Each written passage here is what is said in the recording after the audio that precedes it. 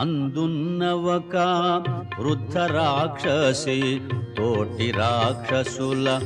ఆవల ద్రోసి కావలెనన్నా నన్ను వధింపుడు సీతను మాత్రము హింసింపకూడు దారుణమైన కలగంటి నేను దానవులకది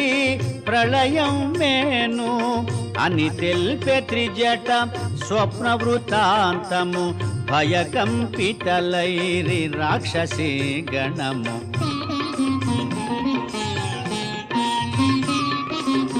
శుక్లాంబరములు దాల్చిన వారు